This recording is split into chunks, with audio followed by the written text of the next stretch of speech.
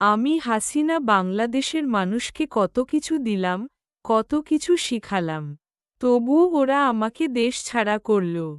যে ফোন দেখতাছ সেটা আমার দেওয়া।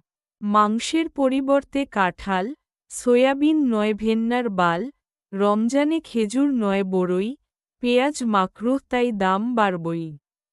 ডিম নয় খেতে, ব্যবহার হবে থেরাপিতে। জনগণ নয় দরকারি, দুর্নীতি হবে সরকারি। এত কিছু তোমাদের কেউ শিখাতো? She has made us. দোচাবোকা, she has made us. ধুরতেল শেষ।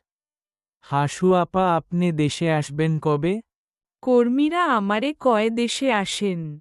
আমি এত কচি খেলোয়াড় না।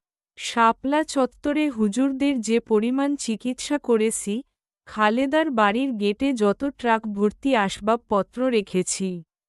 এখন দেশে ফিরলে ওরা ডিম নয়, আস্ত ট্রাক থেরাপি দিবে সেটা আমি জানি।